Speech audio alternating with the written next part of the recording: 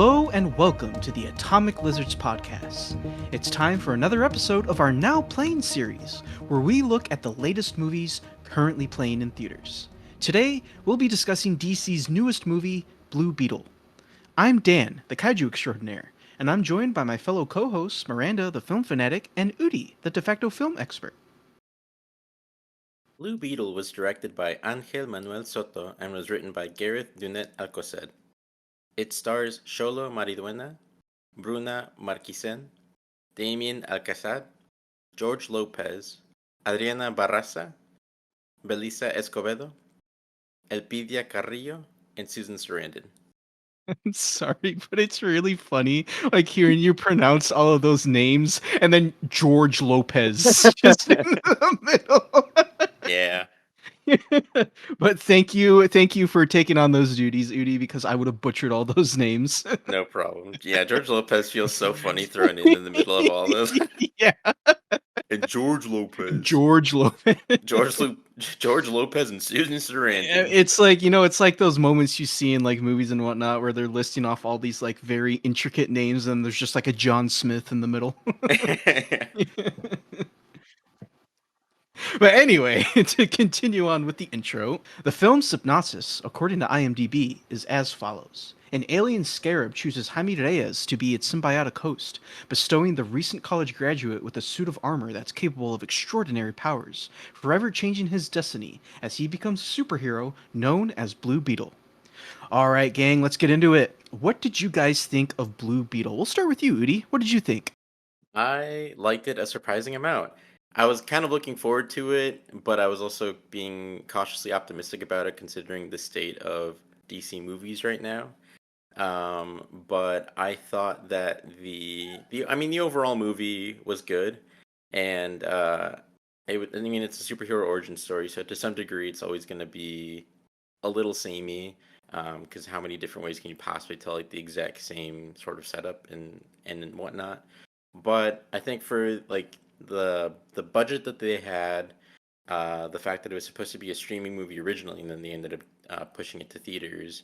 I just think that overall the cast was just here for it, as well as like the whole crew. Like they really tried to make something special, and I think if anything, the most special part to me at least is the Latino presence throughout the movie. I think that they did such a good job with the representation aspect of this movie, and if anything, like it's a superhero movie, yeah, sure, but I think if anything makes it stand out, it's definitely how well they did that.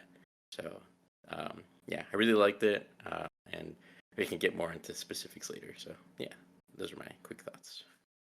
Yeah, I want to mention because you were talking about the representation. Like, it's easy to just like blow off, like, oh, okay, they casted, like they have like a Mexican cast for this movie. All right, that's cool. But I mean, representation really does matter. Like, I mean, look at Black Panther. Now, obviously, like Blue Beetle did not have the same effect on culture as Black Panther did. But like my dad, for example, my dad doesn't like going to the movies anymore. Like he would rather just watch everything at home and like so like I don't even remember the last time I've been to like a movie with my dad. But when Blue Beetle was coming out, he was like, "Oh, I heard that they're doing a Mexican superhero movie." And like he's really interested in wanting to watch this movie because the main character's Mexican. Like he was even telling me the other day, like he was almost tempted to just go to the theater the other night to go watch it. Like that's how excited he is to like watch this movie because yeah, they're representing him on the big screen and like his culture. Like it representation really does matter. And it's nice that this movie was able to do that. Yeah, I totally agree. And it's funny. I mean, that's crazy to hear because I know you said that your dad doesn't like going to the movies or anything anymore. So that's crazy in and of itself. But like my Yeah, I mom, know. my mom doesn't. She likes movies, but she's very particular which movies she likes. Not because she has like a necessarily like a high um bar for like movies to read. She's just if she gets bored, she just like checks out immediately. And especially with like in regards to superhero movies, like I think she likes the idea of superhero movies, but they never quite do it for her. She just doesn't really care enough. Um, But like when I asked her about this one, she was totally down. She's like, "Yeah, sure, I'll go." And so, and then like after watching it, she said like she was like, "Yeah, I liked it." She was like, "I liked the music and some of the jokes and whatnot." So there was a lot of like jokes in Spanish and good Latin music needle drops. So Oh yeah, it was great to see for sure. All right. Well, what about you, Miranda? What did you think of Blue Beetle? I thought this movie was quite entertaining and fun. Um, Kami, right? Is that how you say his name? Yeah, Jaime. Yeah. The main character. Um, is is a great addition to the DC universe, and I hope James Gunn keeps this character and his family because they are needed in the superhero realm. Like, one of the things I really liked about this movie was the family dynamic, and that's like one of the things I like in all my like favorite things, like superhero movies, like Guardians, that's found family, or like Ant-Man, that's like family and found family, and this one's like just family. So that's like stories I like gravitate towards, um, because I like them, because like family is important, and it's good that they like showed a very good dynamic between all of them, and like he's not hiding. Well, he couldn't even hide it if he wanted to, based on the events of the film, but is like not hiding it for from his family, and they get to help him throughout the story. Um, I liked the blue and purple neon lights throughout the whole thing. I am a sucker for neon lights. That's why I like John Wick. um, I liked how it kind of like referenced, or like I guess the references in a way that's in quotation marks, to like other superhero movie things. At some points I was like, oh, this feels like this movie, or this feels like this movie. Like, it kind of has some Ant-Man vibes to the story, but it also has like other vibes from other superhero movies, but like it's still its own original like story and piece of media. The music was really good, the score was really good too. um so yeah, overall entertaining. And the one scene where the family is like, we haven't said no spoilers yet, but there's a specific scene where something very sad happens, and it got me, so I was like tearing up in the theater, which I was not expecting when I was going into this movie. Yeah, I think I have an idea of what scene you're talking about, and that was yeah, they like just the emotion that's conveyed through that scene is pretty powerful, and we'll dive more into that later when we uh dive a little deeper into this what we thought of this movie. But all right, I guess I'll share my first impressions then. So, Blue Beetle. I remember when this movie got announced.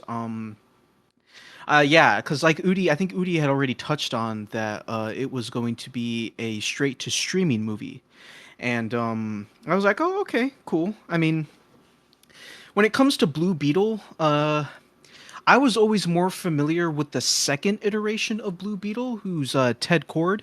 Like, I was always more familiar with him being the Blue Beetle, and I always knew about Jaime Reyes, but like, I didn't really read too many comics with him in it, and I didn't really get more in tune with the character until the show Young Justice came out, which, by the way, if you're a big DC fan, I can't recommend Young Justice enough. It's a very good show. I mean, some people have issues with the later seasons, but that's besides the point. Watch Young Justice. It's great. And Blue Beetle is in Young Justice, and he is a great character.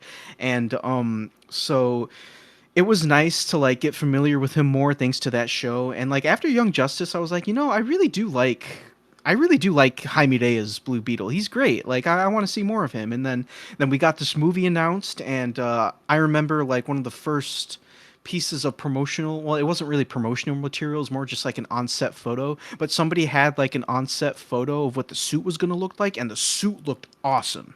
So once I saw the suit, I was like, oh, I'm excited for this movie now because that suit looks great.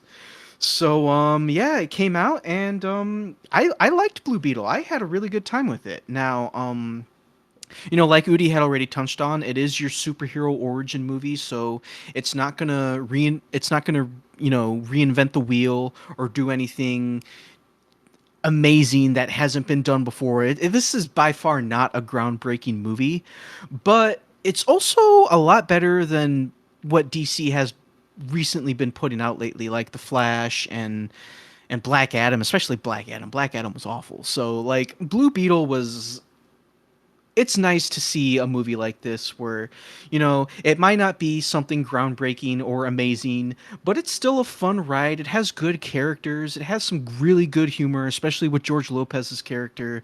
The fight scenes are great. The writing was okay. I wasn't that impressed with the writing because while the movie does have a lot of heart to it, there were certain like parts of the writing that I felt were kind of generic. Like they were like Fast and Furious levels of nothing's more important than family like moments in the writing. And I kind of was like, all right, I get it. And I know that's kind of the theme that this movie's going for is the whole family centric theme and that family is important. I understand that, but still, you can't help but think about because Fast and Furious has kind of turned nothing is stronger than family into a bit of a meme. So I can't help but just think of that whenever like conversations of how strong family is when they're together comes up in these movies.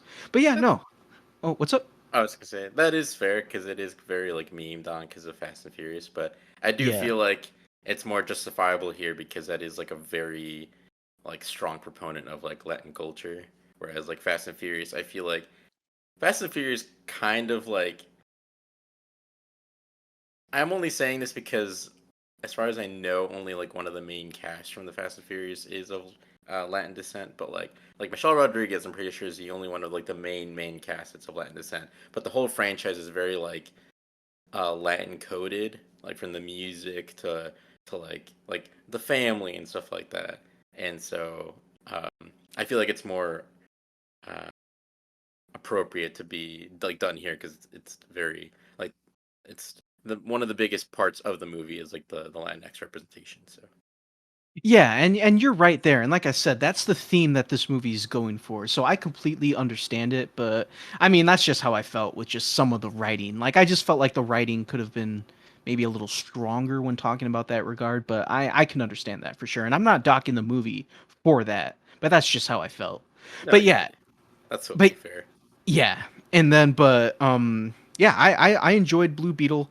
I think you should go out and see it because I know a lot of people don't go out and see DC movies these days outside of Batman because, because of the quality of them, but Blue Beetle really is a pretty like it's better than what DC has been putting out lately. So please go give it a watch. It deserves it. All right, folks, we are moving on into spoiler territory here. If you have not seen Blue Beetle yet and do not wish to be spoiled, please turn back now and come back after you've seen the movie. This is your one and only warning. All right, let's dive a little deeper into our thoughts on Blue Beetle. So, I do have a couple talking points here. Do you guys want to what do you guys feel like do you guys have anything specific that you want to talk about, because if not, I figured we could just dive right into what we thought of the characters. I do want to add a couple of things, just because you guys brought this up a little bit before, and I didn't want to interrupt you guys. Fun facts: the cinematographer and the composer of Blue Beetle are the same two from Midsommar, which I thought was kind of interesting because how do you go from Midsommar to Blue Beetle? Yeah. That's so strange. So I was like, wow, that is crazy. Because I remember, yeah, like I was on the same boat, Miranda. Like I really like the score. I love synth scores, and it lightly felt a little out of place here, like, outside of like the Ted Cord scenes, or But like the neon lights make it like fit and his suit's all glowy, so yeah. I yeah. mean, yeah, I don't mind it. It's well done and it is what it is. But I felt a little odd at times. But then like I looked it up afterwards because I really liked it and I was like, oh my god, it's the same guy from Midsommar. Holy crap! And then I was looking at the other credits. And I'm like, oh my god, it's the same cinematographer from Midsommar. What the heck? So just a little fun fact. And then the other fun fact was because I agree, I really love the suit, especially the ending. because there's a battle damage suit at the end, and we don't get enough of those anymore. Please, more battle damage suits in superhero movies, please, please, please. But the suit was made by the same company that did like the Batman vs Superman Batman suit, and that to me is like one of the best superhero suits ever made. I just think it just the texture on it, the molding, like all of it just looks so like well done, like the fabric work, the texture work, just all of it. But unfortunately, Warner Bros. Did a great thing, and they didn't give credit to the studio that made the suit when like the movie came out, or whatever. And so they got into kind of a an argument, and there was kind of bad blood there, understandably, between the studio and like the studio that made the suit because like understandably they were like, well, what the heck, why didn't you credit us? And so afterwards they weren't like Warner Bros. I think weren't able to use that iteration of the suit exactly from like that studio again. At least I think that I'm assuming they worked it out because they made the Blue Beetle suit. But for like the time afterwards, or so like I think in like the 2017 Justice League, and then in the Flash, obviously it's a completely different suit. But yeah, so that's the reason why the bat suits never looked quite as good again after that movie, because they weren't made by that studio anymore. Make sure you credit your production, costume designers, prop makers, studios, CGI artists, and such. It's like, how do you not credit people for their work? I don't get why people don't credit people. I mean, that's kind of crappy that Warner Brothers didn't credit them. So, like you said, I assume that they made amends because they bought them back for Blue Beetle. So hopefully they are able to keep that relationship, going. Because I would love to see what other amazing suit designs that production company could come up with for future DC movies. I Especially like, agree. do you imagine if they designed the Superman Legacy suit? Like, ooh, I bet that would look awesome. Oh my gosh, I really hope so, because yeah, I think I mean there's a lot of other talented studios out there, but like they're two for two right now, and if they do like the Superman suit, I can only imagine how good that'll look, like you said. So Yeah, they might even get me to like the red emblem with the black background. Cause like I don't know why, but people really want the red S with the black background to be the emblem for Superman Legacy, and I it's just have never been a fan of that logo. Like I don't like that logo, so I really hope that's not what they go with. But people really want to see it, so I don't know. is that Kingdom Come Superman? Yeah, but it's also made famous by the Max Fleischer cartoons from the 40s. Like that's when it first appeared, I would Mm, argue. So, yeah, I see. I've never been a fan of that suit. So, I don't know. I'm assuming people just want to see something different, but come on. I also feel like that's I mean I don't know, because I feel like it's hard to give Superman different suits because it doesn't make sense, unless he's from like a different timeline, or I don't know. But like I feel like for at least the first movie you need to have like the iconic suit, and then after that just do whatever, I guess. But Yeah, I agree. But that's besides the point. We're not here to talk Superman. We're here to talk Blue Beetle. I mean, years from now when Superman Legacy comes out, we will definitely do an episode on that. I'm going to make sure we do an episode on that, but we'll get to that later. So all right. So is there anything else you guys wanted to bring up? Otherwise, I'll probably just hit off some of these bullet points that I have here. So I figured we could start with, in the format that we usually go with. So I figured we could start with the characters. So who better to start with than our main character Jaime and his family? How did you guys feel about Jaime and the way he was portrayed, as well as the way his family was portrayed? I think from the very beginning, I think his intro in the movie is well done, because like right away he's like a very relatable character. He's like a young guy who just graduated from college, and he doesn't really have a sense of direction. He's just kind of like, I don't know what to do, I don't know where to go next. And then he comes back home to find that his family's losing his home, and times are tough, and just it kind of puts him in a very like, okay, yeah, I can run with this. Like, this is very relatable. And I think right from the get-go, like, you get a sense of like his relationship with his sister, and so like their relationship is pretty prominent throughout the movie. They have like a nice like sort of bantery sibling relationship, and this is kind of a trope, but like it's also to some degree kind of on brand. Like his whole family showing up to like pick him up at the airport. Like that's pretty on brand. Like if you're from a like a Latin family, you will if you have family nearby and like assuming you're close or you're even remotely close, like that'll probably end up being like a thing. Like whenever my family and I went to Mexico, it always ended up being like a bunch of us getting picked up by family. Um, but yeah, so I think like right away you get a sense of like he's personable. He cares about his family. He likes his home. He likes where he comes from, like his hometown and everything. So I think right away he comes off as very personable and um, relatable, which I think is very important. Uh, Especially considering like again like, comparing this to like other DC movies. I don't know that or like DC movies as of late. I don't know that there's a ton of characters that are inherently unlikable, at least like lead characters in like the newest movies. But I think it was just like a nice change of pace to just like mainly focus on Jaime and like and his close family, I guess. Yeah, I think back to that one scene where, like you said, it's at the very beginning of the movie, and then he like puts his graduation cap on because he like just graduated, and he turns to the guy and he's like, "How do I look?" And he's like, "Looks like you're about like 50 years in debt or something like that." I was like, "Yep, I feel Yep. that. I feel that." Hashtag Yeah. relatable.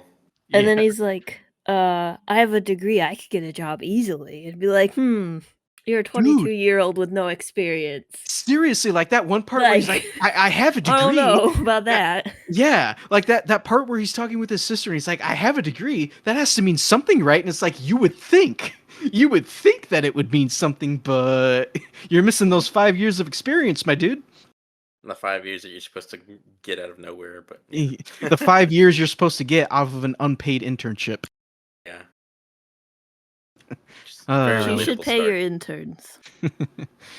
Speaking as uh, an unpaid intern, you you, but you should pay them. but you see, Miranda, Formerly they're unpaid. getting Yeah, paid. formally. You see, Miranda, they're getting paid in experience. And free lunch. I did get free lunch a couple times. Nice. Anyways, back to the movie and not our post slash last year of college experiences.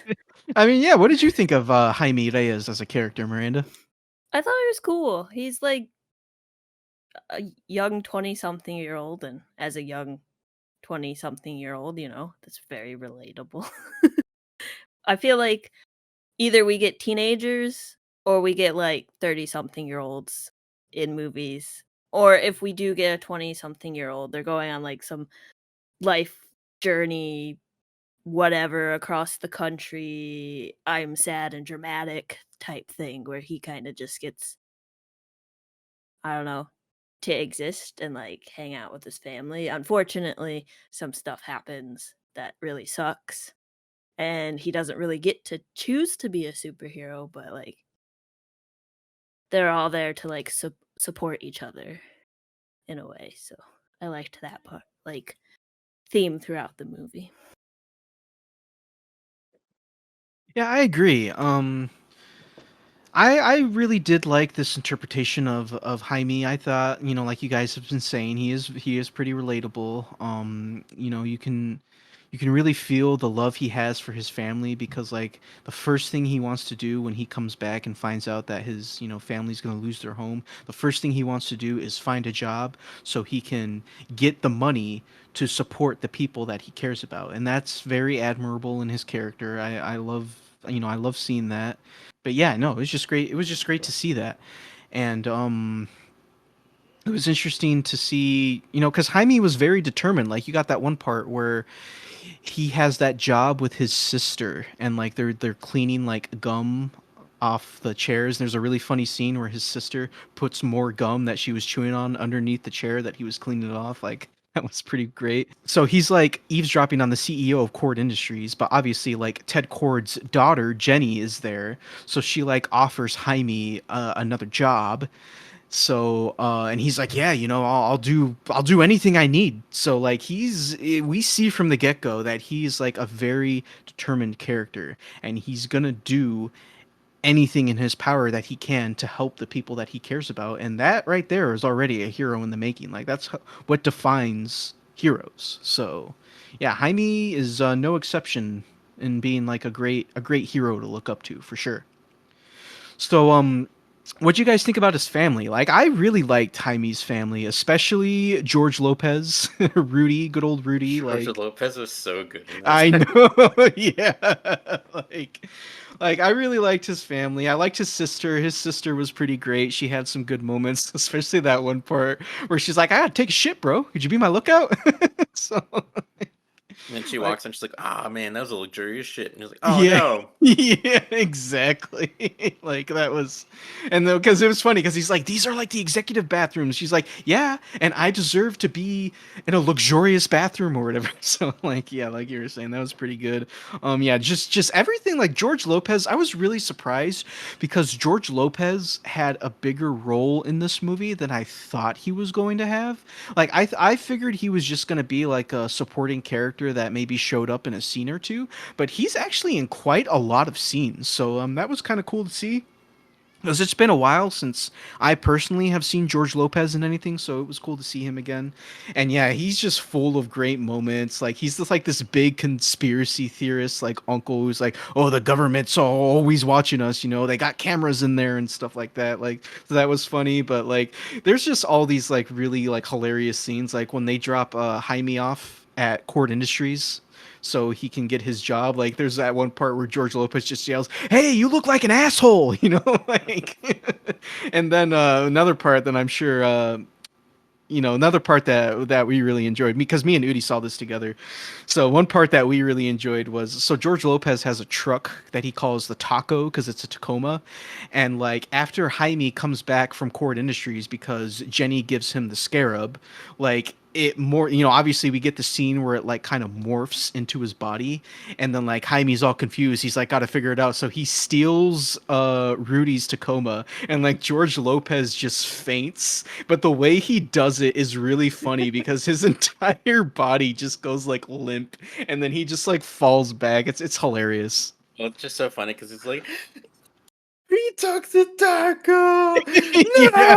No. And then he goes, ugh, and then his like knees buckle and he just completely goes like down to the ground. Yeah, it's so good. Like I And then love it. the grandma, I love the grandma. She's like, "Ay, no seas payaso." Yeah. Which, like, a direct translate, it basically like it essentially that it just means like don't be ridiculous, but like I guess a literal translation would be like don't be like a clown, I guess. But it's more just like don't be ridiculous sort of thing. I mean, she has a point though, because like Yeah. he's literally buckling over because someone took his truck. Like, come on, it's not that bad, but it's Took the hilarious. taco. Took the taco. I mean, And he did take it and then it got shot at, and he did take the tailgate off and then it got shot at again. So yeah, I true. guess he didn't know at the time, but reasonable reaction. Yeah. But Well, there's then even. Oh, go ahead. I was gonna say, but then it worked out because then he got a brand new one at the end. So This is true. Speaking of that part, I love that part at the end where he was like, "Oh, blue, little on the nose," and was like, "All right, come with me, make me like it." Like yeah, that was a good line. Like make me like it. That was a really good line. yeah, good. And then we get that great scene where he comes back and like you just hear George Lopez just screaming in the background as he's assessing all the damage that his truck has taken. Like that was also like a really great like George Lopez scene right there. Yeah. Yeah, it was just funny because then like he comes like storming in and it doesn't he like throw like a piece of the truck at like the wall or something? Well, he throws a boot. Because he Oh throws a boot yeah. at like Jaime, and he's like, "I thought it would get rid of the chichanordas or something like that." Another great George Lopez moment that I really liked was so like when Jaime like activates the scarab because like obviously Jaime brings the scarab back, his family forces him to like take it out and look at it, and it bonds with him. So when the Blue Beetle suit comes out, it like literally just forms over his skin, and it burns off all of his clothes. Hopefully he figures that out in the sequel because that's going to be Oh. a problem. The part where like the suit first appears, I was like, I didn't know we were watching The Exorcist. Yeah, When that did was it switch actually over to a scary movie here? yeah, that was actually kind of creepy. Like the Yeah, it was suit kind of transformation, like I was not expecting it to be yeah, that creepy. it was a choice, I guess. And then of course, once again, George Lopez is great during that scene because he's like, "Oh, he's possessed." You know, horror is pretty big in the Latin community, so maybe that's why it was a choice. Yeah, maybe. Yeah, because I just wasn't because like most interpretations of Blue Beetle, like the suit is more. I want to say I would liken it to Tony Stark's nanobots from Infinity War. Hmm. Like I would that's kind of how I would see like this the like equipping the suit would be like how Tony Stark equips his suit in Infinity War. At least that's how I feel. Once again, I'm not as familiar with Jaime Reyes as I am with Ted Kord, but that's how I feel like the suit would work. But yeah, in this movie, it like kind of just forms over his skin and like it burns off all of his clothes. So like obviously when he takes the suit off, he's completely naked. So like he comes back and like he takes the suit off and like well he doesn't take the suit off because it like comes off of him just because he's tired or whatever. So he's naked. So his family like gives him a blanket to like cover up. So he like goes into his room and then you can just hear George Lopez say, "Hey, make sure that blanket doesn't touch your chorizo" or something like that. Like that was a good line. Yeah, that was good. So- but Like it's just yeah, like when he was a baby. yeah, it's like oh it's because it's cold outside. Freaking George Lopez is seriously one of the best characters in this movie. I'm gonna say that right now. I don't care. I love George Lopez in this movie. He was great. Yeah. Going back to what you were saying earlier though, I didn't really think too much about like how much he would be in the movie, but I thought he was going to be Jaime's dad. And so when he ended up being like his conspiracy uncle, I was like, "Oh, okay, interesting." I was like, "Okay, all right." I wasn't really expecting that, but I you know, it makes sense. I'm intrigued to see like how this works out. But then I think it was fun to have him basically be like Kaima's buddy, like on the adventure the whole time, like his wingman, I guess. And then his actual dad, I thought was pretty well cast as well. I mean the whole family was well cast, Oh yeah, I agree. I loved the entire family. They were all great. but so speaking of family, should we move on to the other main family of the movie? Oh yeah, sure. So once again, you already mentioned Jaime's dad. I liked Jaime's dad. I thought he was great. I mean, he didn't have a lot of scenes. He only really had that one scene, like near the beginning of the movie, where like Jaime's talking to him on the rooftop during night. So he had that, and then obviously, you know, he has that one scene where like Jaime's kind of seeing him in the afterlife, which I thought that was a cool scene. I actually really liked that scene, especially like with all the candles in the background when we see Jaime's dad. Like that was really cool. Like I don't know, I liked it. I liked it a lot too. It did kind of strike me as like this kind of feels like the Latin version of the ancestral plane, Oh but I yeah, liked it still. I thought it it was well kind of did. done. Yeah, you know what? You're right. I didn't even think about that honestly. I still liked it though, and I think the Yeah. candles are very much attached to like the Latinx like representation part of this movie. So, Oh yeah, for um, sure. But it just looked cool. Like all of oh those yeah, candles, that was cool. yeah, I agree. It was a very nice like visual choice, but also like it was. I can understand like the rooting it in like the Latin culture and all of that. I Just also really liked the music during that scene. yes, agreed. It was very well done. I haven't. I know it's a travesty, and I plan on correcting this wrong. I swear. But I haven't watched Coco yet. But I've heard that like that's very like Coco esque. You should. That is a fantastic movie. I love that movie. I know. I don't know how it's taking me in the song, but I swear Well, I'm gonna get to it. I'll get to it this year. I swear. all right. Well, what about you, Miranda? Did you have any thoughts on Jaime's dad, or not really? Any of the family. I think they're all very interesting, like individual characters. Like, um, I feel like I don't know if everyone has a like uncle or someone in their family who's like more on that conspiracy side of things, where it's like that's kind of like relatable. I can't really talk about the like the Latin representation or anything. But like based off what we've been talking about, uh, I thought it was good, but I can't speak to that.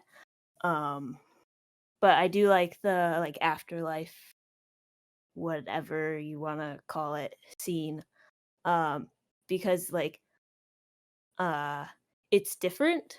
Like in Black Panther, you have it's different. You know, they're in the plane and it's like purple and whatnot.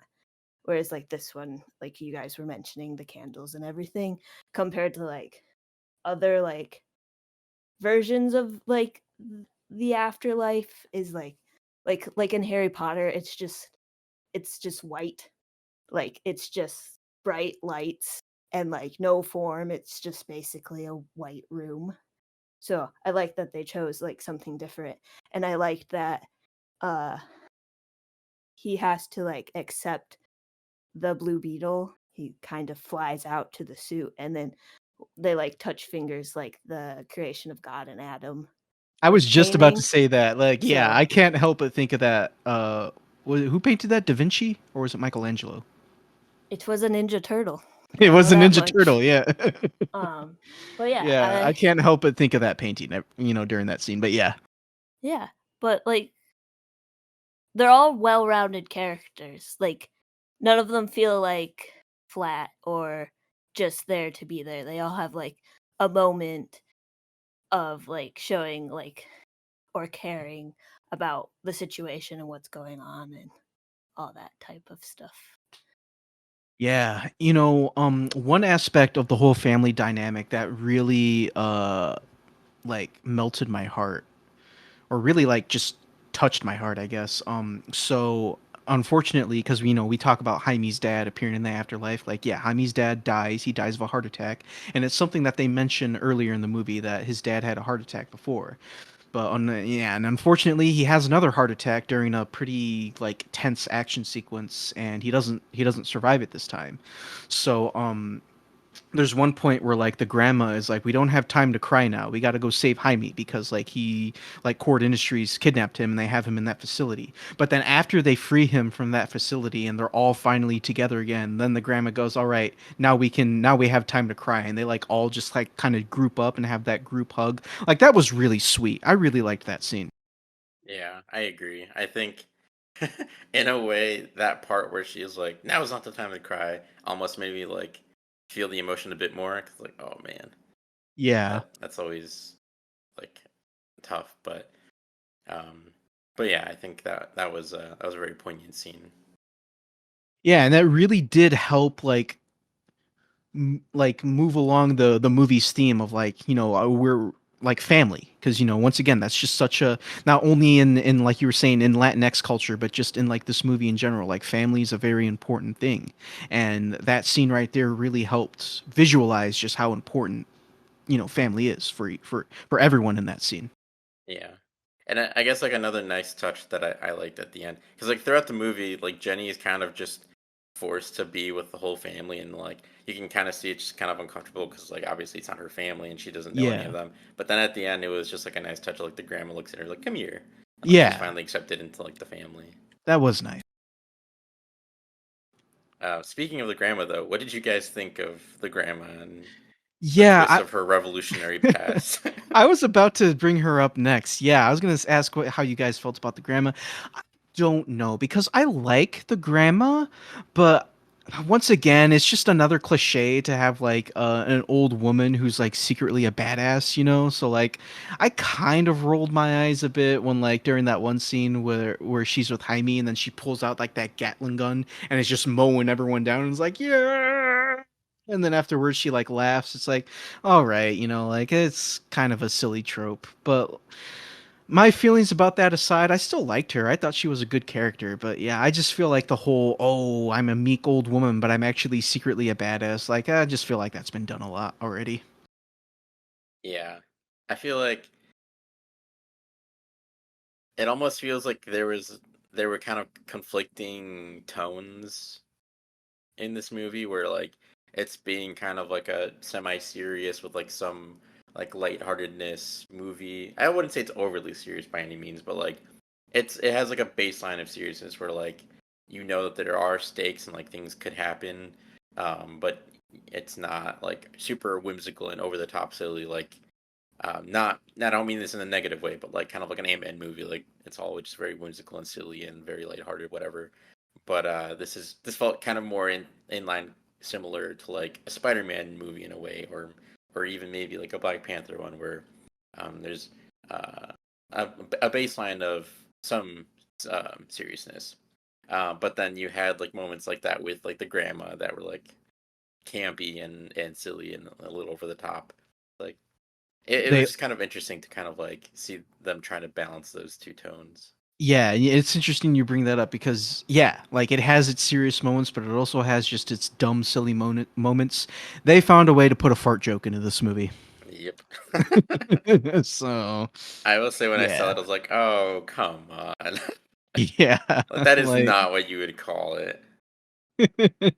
well, I don't know. I mean, Rudy did say that Ted Cord had a sense of humor, so I mean, yeah, but like, do beetles even fart? Like, I don't. I That's what don't know. I'm not a biologist. I was just like, I don't understand It's why. a giant beetle like mech car machine thing. I don't think they're thinking about like anatomy or anything regarding a real beetle.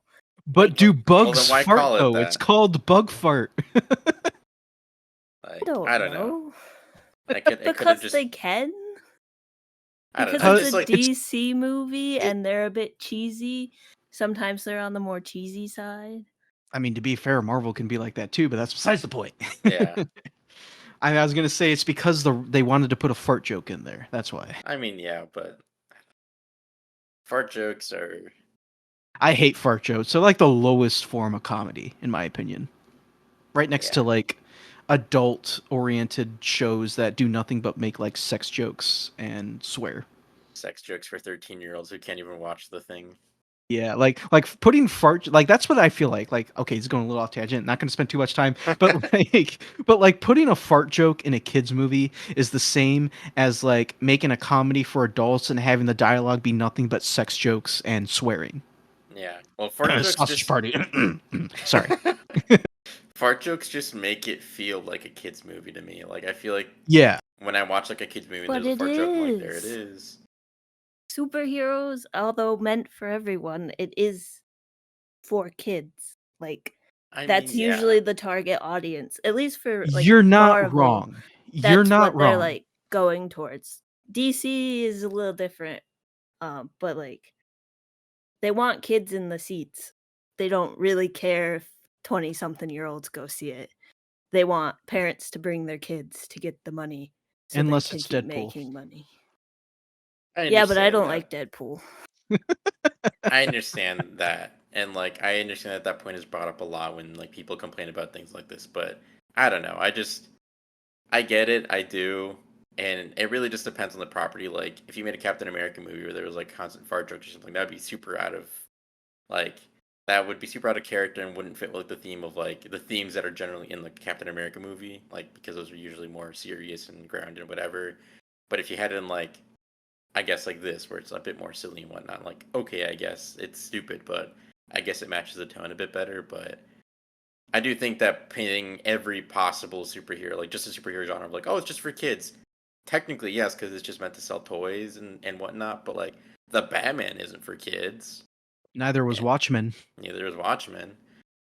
And Yeah, I so mean, like, yeah, not all of it is for kids and stuff. I just and like the joke was kind of dumb. I was like, okay, Well, I you guess, know, but I just kind of ignored it and glazed over that part and was like, okay, whatever. Like, it wasn't a big sticking point. Like, I think most of other things in this movie, like humor wise, like works really well. yeah, oh yeah, of course. That's sort of like just one of the bad jokes and like the yeah, plethora of good jokes that are in this movie. But I was just about to say, you know what would have just made that scene better was they still could have called it a bug fart, but if they just wouldn't have had like the fart sound effect. If it just would have been like the robot spraying the gas and like that was it, like no fart sound effect, I think it would have been a little better. yeah. There was like some sound design choices where I was like, that's a choice like that, or Yeah. was there a Wilhelm scream in this one? I'm pretty sure there was. Okay. If There there might. was, I did not catch it because Yeah, I I actually can't remember. personally find the Wilhelm scream super annoying, and it takes Yeah, me out of the movie every time. I agree. I love the Wilhelm scream. I don't know. It's it's just so overused. At this point in time, we could just record the real screams. Like, you could just have someone be a scream voiceover. We don't have to include it. But that's the joke. Yeah, well, it's lame. It is lame. I In Star disagree. I Wars, love the Wilhelm scream. fine. Indiana Jones, fine. I don't want it in anything else, though. The best use of the Wilhelm scream, believe it or not, was in that animated Ratchet and Clank movie that nobody saw that was really bad. But there's a point in that movie where there's a robot that falls off a cliff and he does the Wilhelm scream, and then his friend like reaches out for him and goes Wilhelm. Like that has been like the best use of the Wilhelm scream that I've ever seen. That's pretty good, I guess. Yeah. But yeah, I kind of agree with Miranda. I just feel like in old movies, it's like okay, this makes sense. This feels right. But like putting it in like a modern day movie just feels lame and lazy and like okay, all right. Like I don't know. It's definitely overdone and yeah, like Miranda said, it just pulls me out of the movie, pulls me out of the experience. I'm like, okay, and then I just Agree to disagree. that's fair. Yeah. All right. So, yeah. Did you have any thoughts about the Nana in the family, Miranda? I mean, not really. I was like, "Oh, yeah, that's a fun twist, I guess." Because, like, I don't know, I was just thinking, like, I don't really know what my grandparents, like, did when they were young. Like, I know them as my grandparents, but, like, what do they do? What were they like as teenagers, as 20-something-year-olds, you know? So, I was like, "Oh, that's an interesting choice. That's cool." But, like, it just got me thinking of, like, my family and what, like, because you don't know everything about your family. Like, there's so much you don't know, and then, like, yeah, so I that's agree. about Those are it.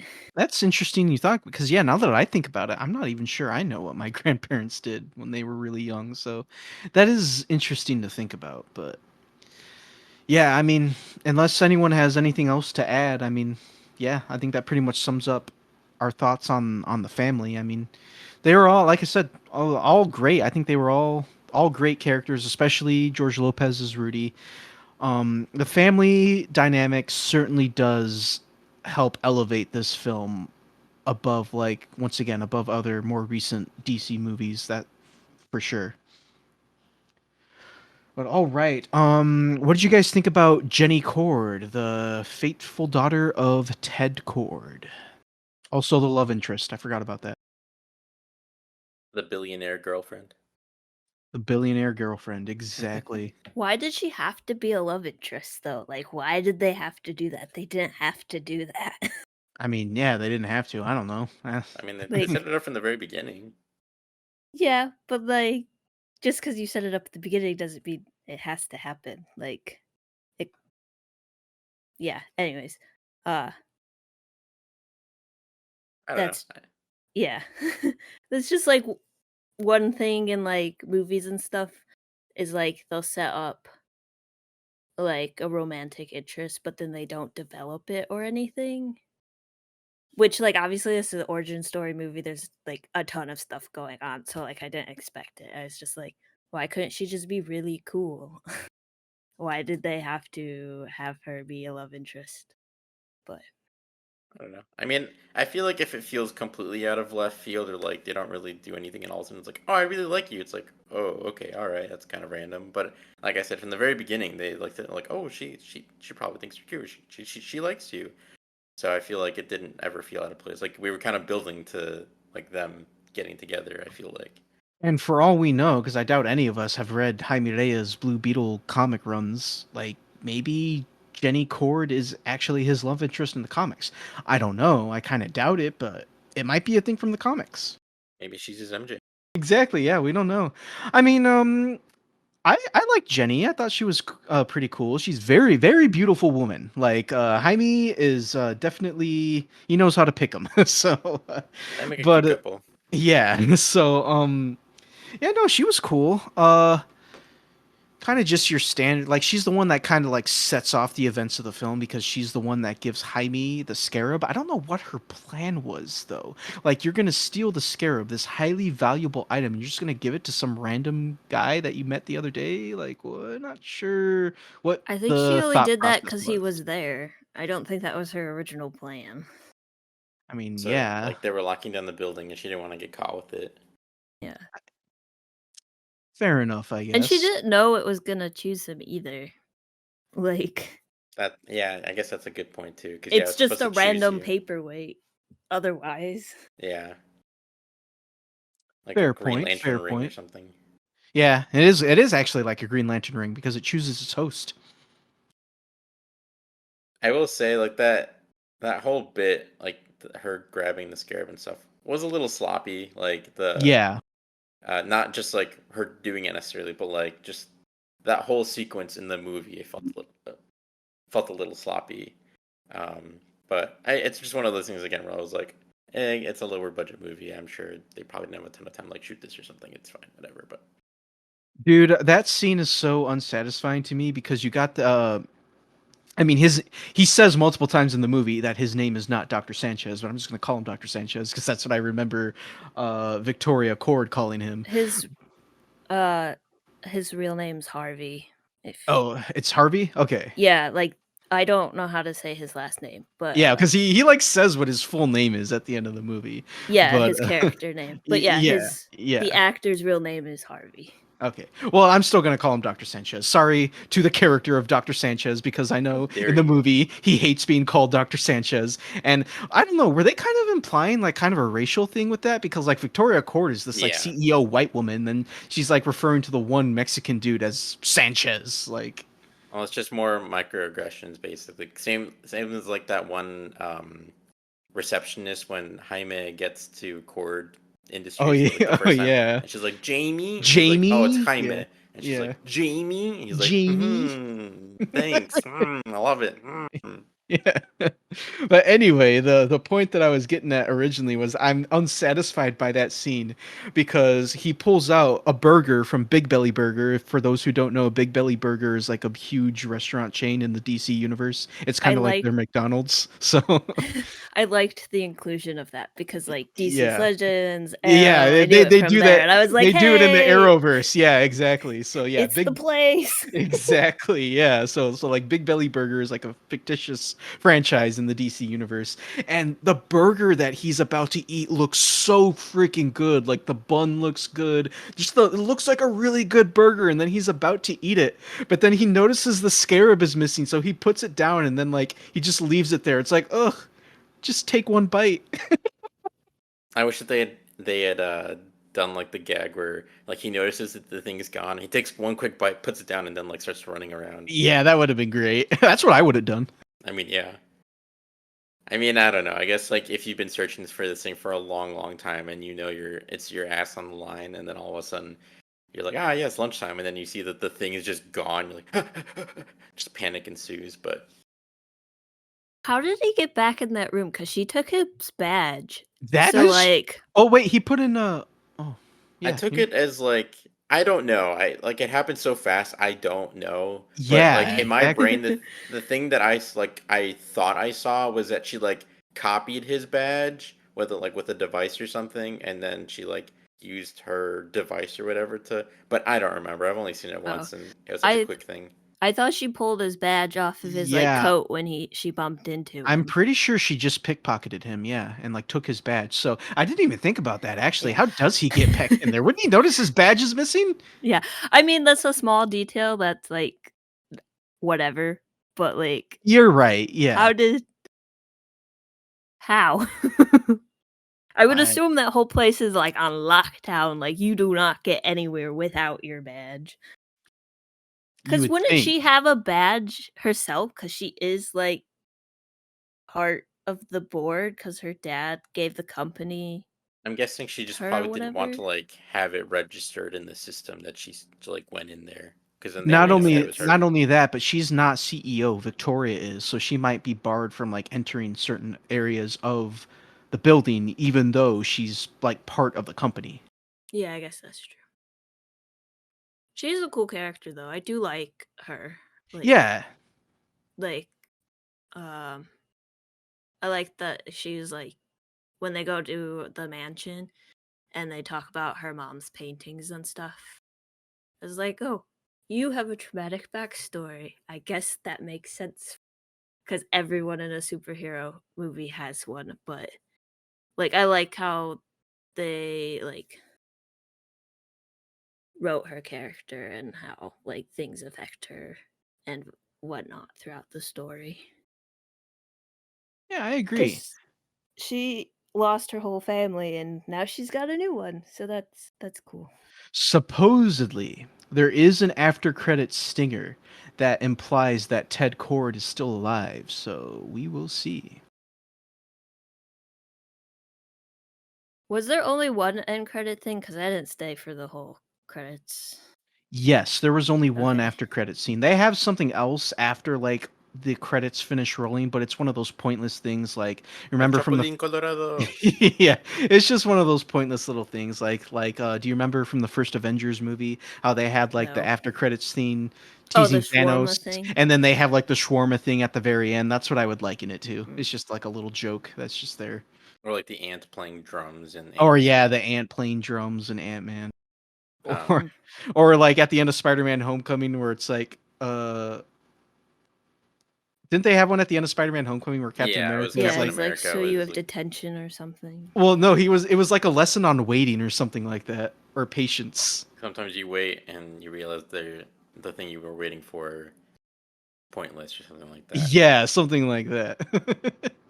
Um, One thing I did want to say about Jenny Cord, or I guess like the actress who plays Jenny Cord, I thought Bruna did a really good job with kind of like in quieter moments when she was kind of in the background, kind of more towards the middle, I think. But like when she was near the family, I would like because I like trying to like survey the frame. So like if there's someone standing off to the side, I usually try to like kind of glance over. It's like, oh, are they doing anything interesting? Oh, okay, and then I'll like bounce around. But I noticed that there was like moments where she was, and maybe it wasn't even that like out of focus. I don't remember, but um, I noticed that she was kind of like distant in a few scenes, and obviously, I guess like you then learn it's probably because like she's like sad about, understandably about her like family being gone seemingly and everything like that. Um, but yeah, I just thought that was like an interesting touch, and I thought that Bruna sold it quite well of like her seeming distant and kind of disconnected. Um, I will say though, and I thought her performance in the moment was good. And I mean, I thought that both of them were in general were good in this moment, given especially like the dialogue and everything. And again, I think they had good chemistry, but it did feel a little disconnected and odd at the moment where she's like breaking down, crying, and like finally telling Jaime about her dad and her family and everything, and like her apparently dead dad and everything. And then that's like the moment when they kiss or they almost kiss, and it's like this feels a little weird. And that's why I Okay, don't get why she has to be a love interest. They did not have to do that. Because I set Like, it up. yeah, but like they could still set it up and whatever, but they didn't have to have that scene where they like almost kiss. Like they could have just let her talk about her family and that be that, I mean, and then yeah, like I continue it later at the end. But in that moment I do think it was probably the wrong. And I know, I mean like it's not like an impossible thing in movies. I feel like there's been tons of movies where like there's an emotional scene and all of a sudden like people kiss or something, but like this just in particular just because of the subject matter being discussed felt a little odd. Like the first time we're talking about a family member that was passed away, and then that's the first time you try to kiss the person you like. I don't know, it just feels a little weird. so thing I noticed during that scene because like they're about to kiss and then Rudy comes in and like interrupts them. So like they both get up to leave and like Jaime gets up and he's like scrunching his pants. Were they Yeah. implying what I think they Yes. were? Yes, Okay. they were.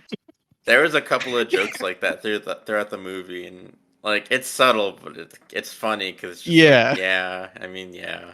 I mean, hey, can you blame him? No, that's what I'm saying. I mean, it's relatable. It's Yeah. subtle, but it's funny. Okay. I remember Um. when we were watching it, you like you got a good laugh out of that, and I was like, Yeah. yeah. God dang it, Rudy. God dang it, Rudy. Exactly. I don't know. Interesting thing about Rudy's character design. I, I don't know. I felt like the beard kind of looked fake at times. I think I mean, his beard and his rat tail just like felt so over, like Yeah. so silly. But I was just like, whatever. Yeah, I rolled with it because once again, like Rudy was such a great character, but still, like the beard felt weird. Yeah, and again, like I really like this movie, and I'm not trying to harp on like negative things about it or like things to nitpick about. But one thing that did also lightly take me out of the movie is they got to the Cord mansion where like Ted Cord's mansion used to be, or whatever. And then Jaime gets upset, and so he's like, "I'm gonna go," basically, and he like storms off. It was like right after this scene where he cock blocks Jaime. Um, and he went back to the basement, found something out. I think he finds out like he's bound to the beetle forever or the scarab forever or whatever, and so he gets upset and he leaves. And then or Rudy is just like, I know where he'll go, and it's like, okay, but how would you know? This is the first time you've ever been here. You don't know the layout of the place or anything. And then they like find him on the roof. I just thought it was a weird choice to have him say that and not be like, oh, let's just follow him. And then Jenny be like, oh, maybe I know where he might go or something. Or like maybe she and Rudy have a moment where like, wow, where would he go? After they couldn't find him, and then Rudy's like, well, he does like to go to the rooftop or something of buildings or like look at the view of the city or something. And she's like, oh, I know where to go. I don't know, just something like that. It just felt a little, I don't know, like poorly thought out, but maybe Yeah, I just I thought about it too much. no, I that's understandable. I do think like fleshing out why Rudy would know he would go to to the roof with some dialogue like that, like, oh well, at home, like he always goes to the roof when he's upset. Like I feel like fleshing that out with a little bit of dialogue wouldn't have hurt. Yeah.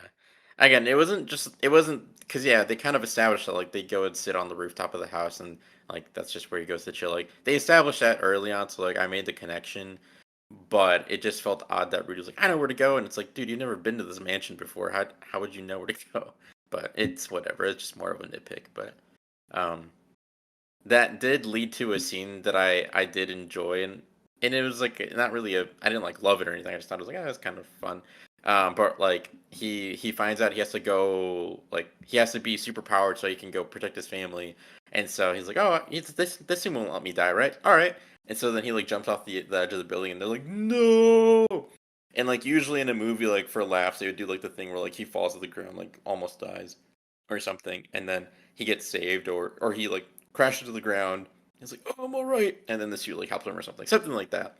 But instead, they actually just like had him suit up, and it worked out perfectly. And they're like, "Oh, all right, well, I guess we gotta go." Yeah, that was pretty cool. You know what else I liked is immediately after that scene, because we see like the cops are raiding Jaime's house and they're like holding his family hostage. I don't know. I thought it was really cool because I think there's like a line of dialogue that's like, "Where's Jaime at?" or whatever, and like we see his grandma, just like her eyes look off in the background, and then we just see like Jaime coming. Like that was cool. I kind of like the way they set that scene up. Yeah, definitely good blocking throughout that sequence. And again, the fight sequences in this were they're not like the best of the best, but like they're pretty darn good. Like they're a lot Yeah, better they're than a not lot of other bad. superhero movies. Better than Black Adams. Just kidding. Oh God, I I hate mean, Black. honestly, I'm yeah, sorry. I hate Black Adam. I It's hate Black Adam too. it's You're rough. preaching to the choir, my dude. It's so bad. The only other things I really wanted us to talk about, really, because we haven't talked about the villains yet, the antagonists, Victoria Cord and General Carapax. What did you guys think? I felt like Victoria was just kind of like your standard like evil millionaire. She wants to harness the power of the scarab and use it for her own purposes. Like they developed something called the Olmec suit that is kind of like a one man army suit, and and that's why isn't that the reason why she wants to unlock the power of the scarab so she can like power an army of like Olmec suits. I think it's to, like upgrade and fully um I mean basically just like to upgrade the design and to like yeah, to basically be able to mass produce an upgraded version of the OMAC suit that she already designed, I think. Yeah. So I really don't have a lot to say about Victoria because once again, it's just she's just your standard like evil millionaire that wants the power of the Blue Beetle suit to use for her own like evil millionaire purposes. But I really liked what they did with General Carapax because like at first he just seems like once again another like standard like evil villain, but I really like what they did with him at the end. And because it's implied because when they capture Jaime, they're trying to get the code of the scarab out of him. So like they kind of do this like weird like mind melding thing. So like the scarab, because like they upload the code to General Carapax's suit, and he gets the upgraded suit that like Udi was just talking about. And I think like the scarab kind of mind melds with him, and after like Jaime like quote unquote defeats General Carapax, like he's about to kill him, but then the scarab is the one that stops him because like the entire time through the movie, like especially when Jaime first puts the suit on, like the scarab is like testing things out, like recalibrating like the what the suit can do.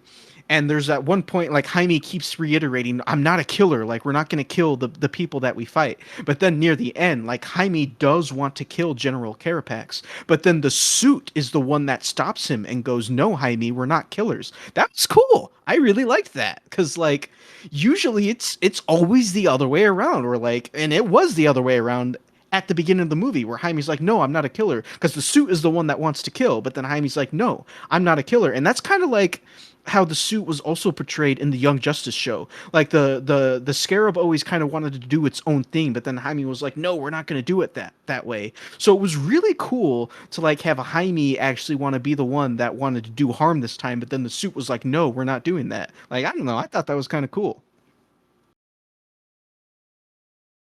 The suit was Jaime's Tobey Maguire Spider-Man from Yeah, No Way Home. that's true. I do have to point out just real quick because we didn't talk about it at all. We didn't say it in the cast, but Sure. the suit was voiced by Becky G, who's like a Latin music artist. So I Oh, just figured I'd I did I'd not drop. know that. That's cool. Yeah, I remember like I heard that she was in the movie, and then I was like, where is she? I don't think I've seen her. And then I was like, oh, she was the voice of the suit. That makes sense, I guess. But anyway, the original point I was trying to make was I like what they did with General Carapax because we learn his backstory thanks to like the Scarab showing Jaime like everything that is learned about General Carapax. We learn that like he's from where's he from? Like I don't really know where he's from, but he's from another country that was very war torn country, and his mom is killed in like a bombing raid. So he eventually gets discovered by Victoria, and she kind of just turns him into this like weapon with the Olmec armor. And I really like what they did with him because like at the end, after Jaime doesn't kill him, he like kind of is like go protect your family, and then he like takes Victoria, like self-destructs the Olmec suit with Victoria. And then I thought that was really sweet how he's kind of having like that vision of seeing his mother, and she was like, it's time to come home. Like I don't know, I stuff like that always melts my heart. So like I really liked what they did with General Carapax there at the end. I like that they gave him like motivation and like a backstory, but I really feel like they needed to sprinkle this in throughout or like do something else because I it was just way too sudden and out of like it makes sense how they set it up like oh we'll explain like why he's doing this or whatever, but I don't know. It just felt like they should have been like kind of giving us like little pieces here and there. Like they should have shown like him looking at his locket more throughout or something. I don't know. Just like sprinkle it throughout. Give us like, oh, okay. There has to be some reason why he's doing this. Because I feel like throughout the rest of the movie, he is just kind of evil. He's just like the evil henchman. And then at the end, I'm like, Yeah. ah, crap. We got to give him some sort of reason to make it more enjoyable or something. And so like I appreciate it, and I think for being what it is, I think it was well done. Like I think the montage and everything was well done too. But yeah, I think it was just a little abrupt and a little sudden for sure. Well, once again, like I'm not gonna go out and say that General Carapax was a great villain because, like you were saying, throughout most of the movie, he is just a generic henchman that's there to be the antagonist to Jaime. But I really did like what they did with him at the end. But that's really the only part that I liked because, yeah, throughout most of the movie, he is just a generic henchman, and I would say that the villains, at least in my opinion, were probably the weakest part of this movie because they were just villain. They were just there to be villains. Like they didn't Yeah, really, like I feel like they didn't really have anything there that set them apart from like other like generic villains. they were basically a worse Justin Hammer and Whiplash from Iron Man 2 because at least Honestly, yeah, you're Rockwell you're right. Sam Rockwell is so good, and like even Oh though my that God, role is Sam so Rockwell. That's why I enjoy like I don't want to go once again go too off a yeah, tangent, but like a lot of people don't like Iron Man 2, but I enjoy Iron Man 2 because of Sam Rockwell. He's so good in that movie.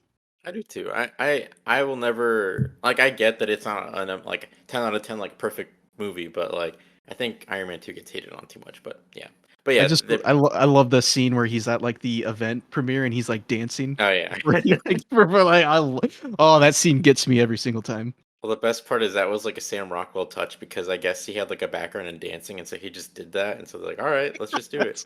That's awesome.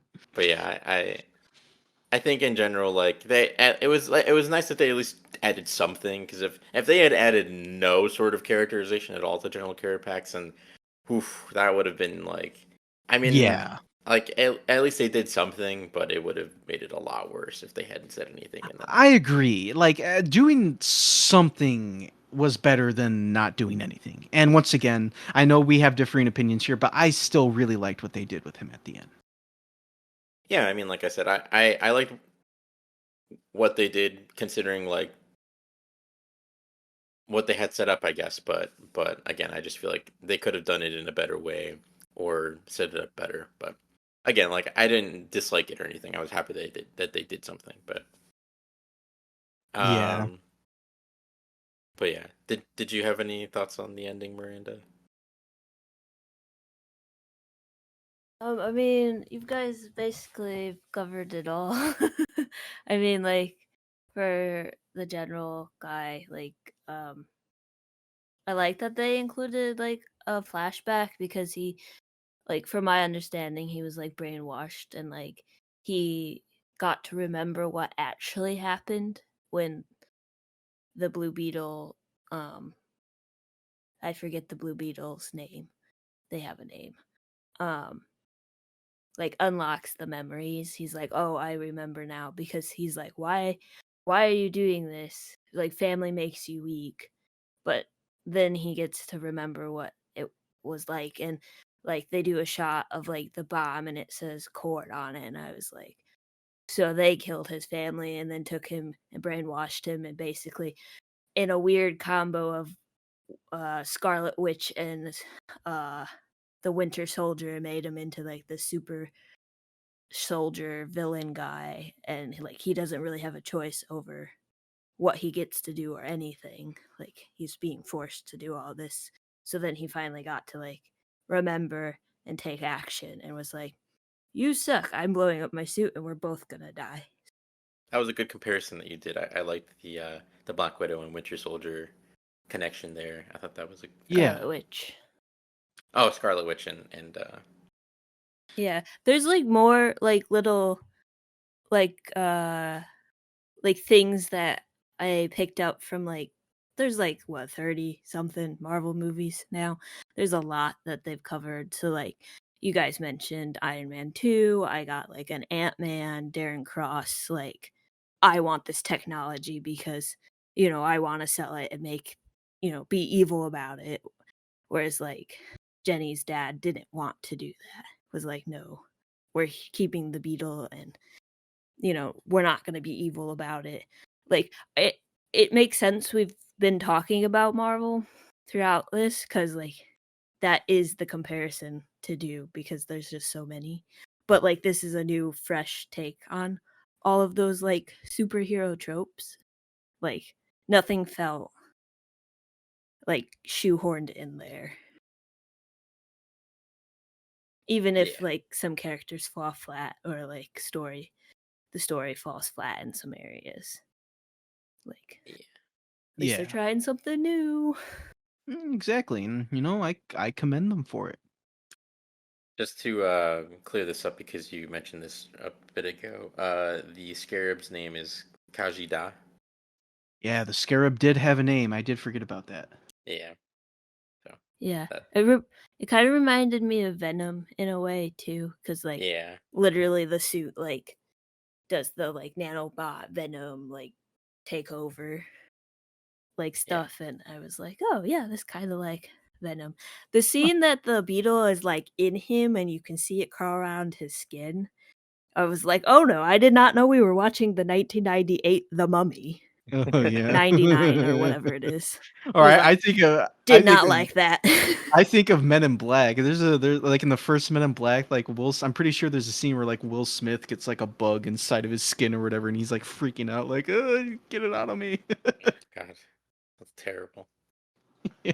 But yeah, the dynamic between Kajida and Jaime reminded me of obviously the most clear one would be like Eddie Brock and Venom, but then also of the movie Upgrade, especially because like Jaime never like fights at all throughout the movie. It's always the suit because he doesn't know how to fight. So it reminded me especially of the movie Upgrade from 2018.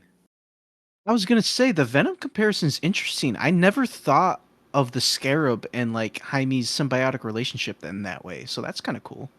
Never, Yeah. never really thought about it that way. Yeah, they like specifically say it's a symbiotic relationship. Like they're fighting in his mind to like meld together. And I was like, oh yeah, Venom, the greatest superhero movie all time, the best rom com ever. You know, All right, moving makes on. sense they would I reference have it. a parasite. Mrs. Chen. Yeah. Eddie. Eddie.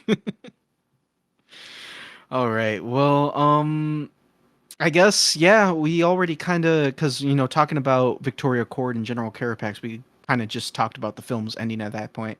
I mean, did you guys like how the film ended? I mean, I felt pretty satisfied with the ending. Yeah, I mean, again, like it was fairly paint by the numbers, but I liked it. It was fine. Again, like I would say overall, like I liked the whole movie. So any sort of light problems or nitpicks I had like didn't detract from the overall experience. Even though like certain characters were kind of weak or there were certain things that weren't fully fleshed out or yada yada yada, I thought I liked it. So it wasn't too big of a deal or anything. I do, I guess, in a way. Again, this is kind of just like a me thinking of it as like as a movie and not just like experiencing it while watching the movie. But one aspect that kind of was like, I don't know if this is really sending the right message.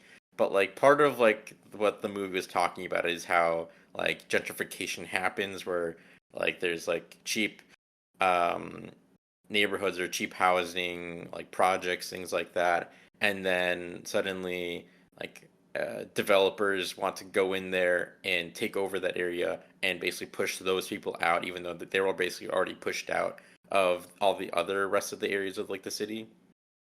And so then so that was like happening, and then at the end of the movie basically the billionaire comes and says, you guys are saved, I'm gonna help you like take care of your neighborhood and yada yada. But it's like, I don't know if that's really sending the right message, considering like it was because of like the rich people that they were getting pushed out anyway, and then now another rich person's like, I understand like Jenny is like a good person, whatever, blah, but like thinking of it from like as far removed as possible, like not thinking of it as being Jenny, just like as what it is.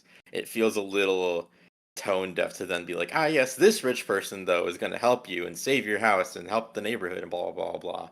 So just a little tone deaf. Yeah, when you put it that way, as in like a billionaire coming in and the rich billionaire being like, "All right, you're all saved." Like it's like, "Yay, the rich billionaire, they're the good person saving us." Like, yeah, when you put it that way, it's like, "Oh, yeah, you have a point."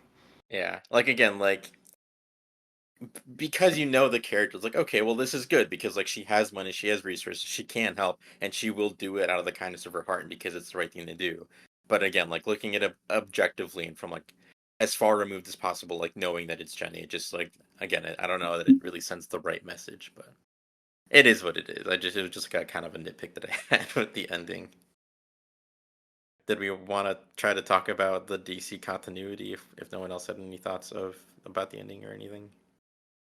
I mean, yeah, because I did want to bring up some of the world building aspects in this movie, but I mean, did before we do that though, did you have any thoughts about the ending, Miranda, or you good to move on?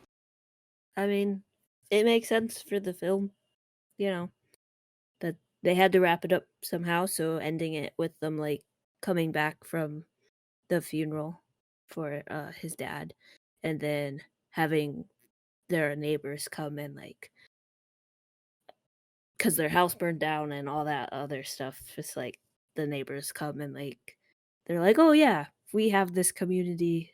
If we need help, they'll probably help us." Like I liked that part. But yeah, otherwise it the ending makes sense for the film that was made. Yeah. All right. So, one of my favorite aspects of this movie is how they handle the world building. I really like what they did with this film because, obviously DC, the state of DC films right now is just in this weird spot because like they're in the middle of quote unquote rebooting everything, but they're also still keeping things from the old continuity and they're still releasing projects that take place during the older continuity, like Aquaman 2 set to come out in December later this year.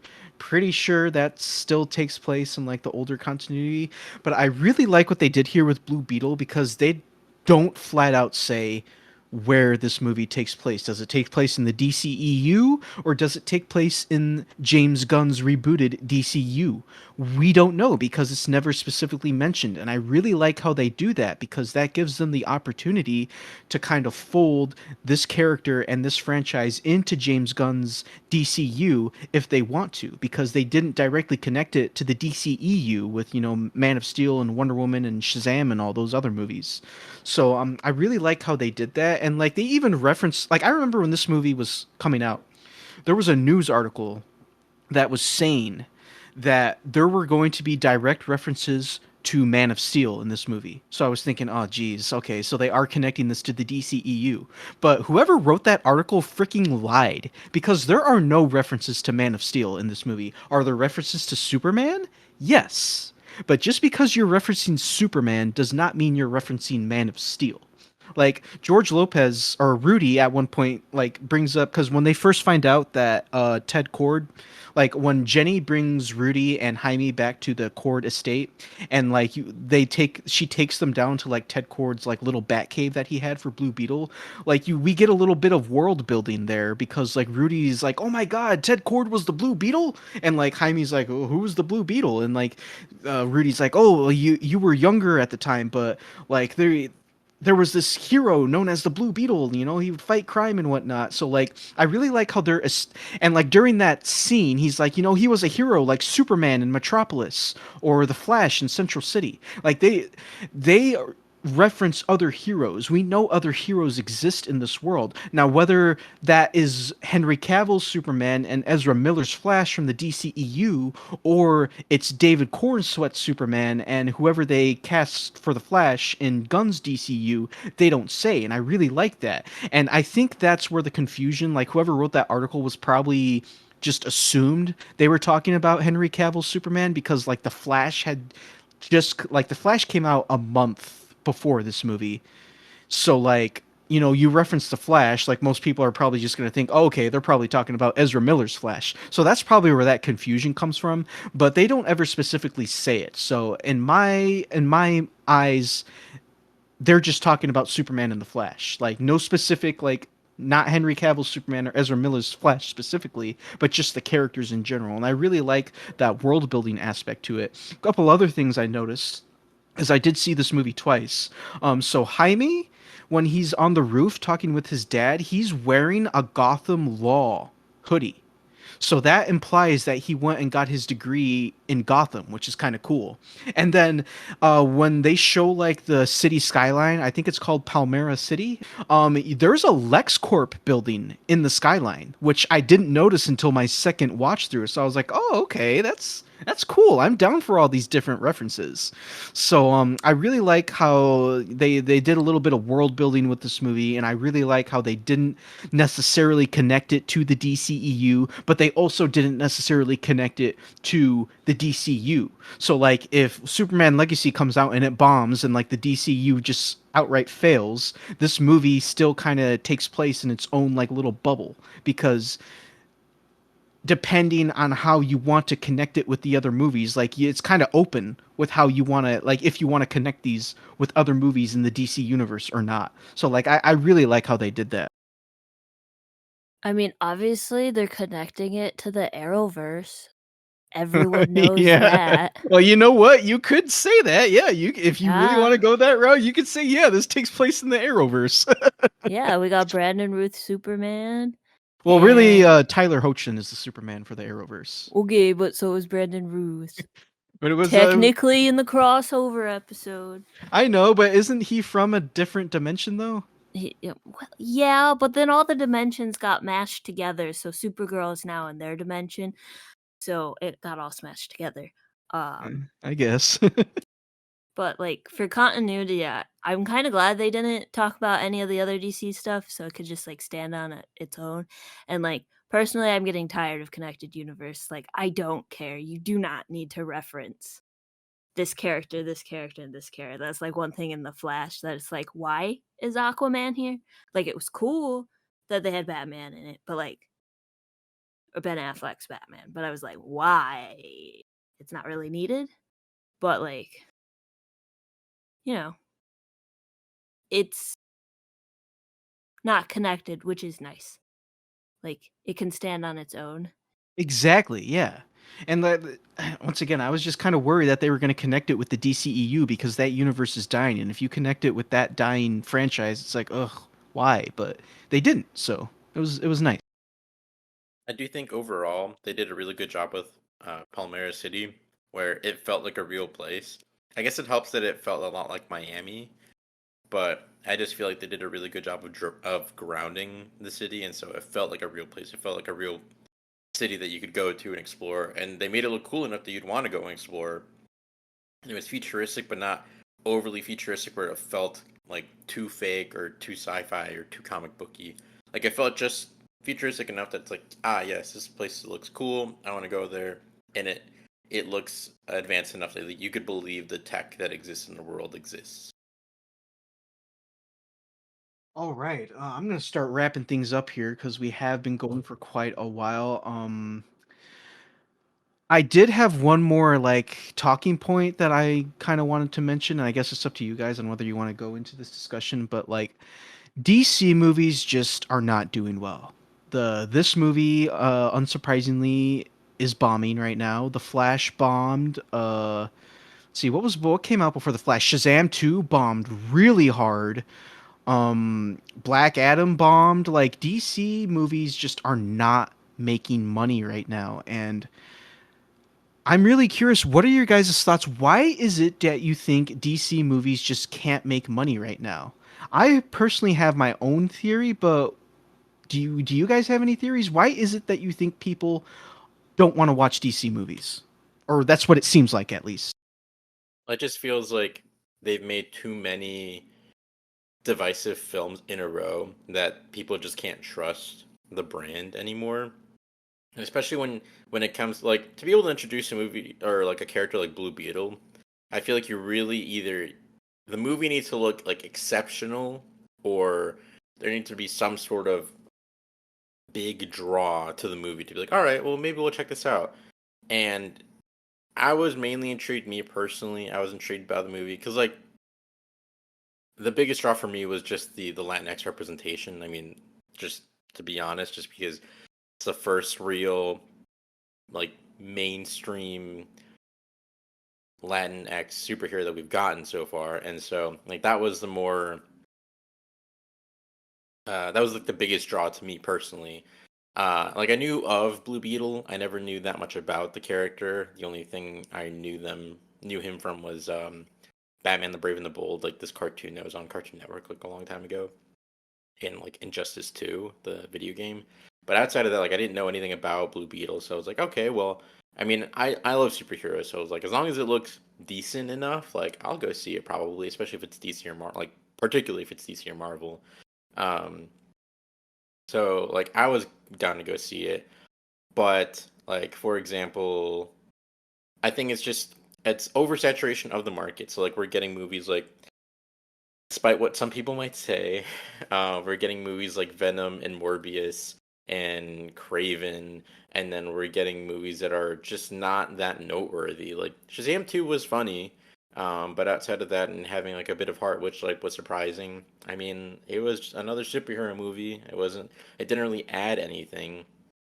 And I know that people are getting tired of a shared universe like the MCU or whatever, and like other people trying to do that. But like for superheroes is like the thing that makes the most sense because the whole thing with superheroes is that they're based on comic books, and comic books always have characters crossing over, and that's what makes them fun. Like outside of like you liking that one's particular character, seeing them interact with another hero or another villain or something is like the thing that makes it most like the most exciting, I think, in at least in my opinion. Um, but so like this didn't have really anything to draw people outside of like again it being like unless you cared about the Latinx representation, which unfortunately the Latin community is just very divided in a lot of different ways. And so when I remember seeing online before the movie came out, there was a lot of people like, well, I'm of this and this descent, and I don't really care that it's like this, and that's disappointing to see because it's like, okay, I understand you might not care, but like this is a pretty big first. Like this doesn't happen every other day, especially like not. It's not that this is the most important thing, but like especially Latin characters with like slightly darker skin. It's not like dark skin, but like there's like even watching like telenovelas, a lot of the casts on those have lighter skin, and it just like so just having like a cast that is like slightly darker skin that is very Latin heavy and prominent, like that was like a very important part. But again, like unless you cared about that, there really was no extra draw to this movie in particular. But so yeah, overall I just feel like it's oversaturation of the market, um DC not having consistently good movies, and people know like if they make a Batman movie, like it has to be good because it's Batman. So they'll, and especially like if you see the trailer like for the Batman looked amazing, so people are gonna go see that. But so unless it kind of justifies its existence, I feel like the general audience is just getting tired of, like Miranda said, kind of shared universes where it kind of doesn't mean anything, and also just kind of like pointless movies, like superhero movies for a hot minute there were selling basically no matter what they were, unless like they were really bad, then yeah, they weren't like the Fantastic Four that came out like in 2015 or whenever it was. But outside of like things like that, like if it was a superhero movie, it was very likely to do well, especially if it was like a well-made one or like a crowd pleaser, like a Marvel movie or things like that before, like all of that before like Endgame, let's say. But yeah, so I think, in my opinion, that's why these movies haven't been doing that well.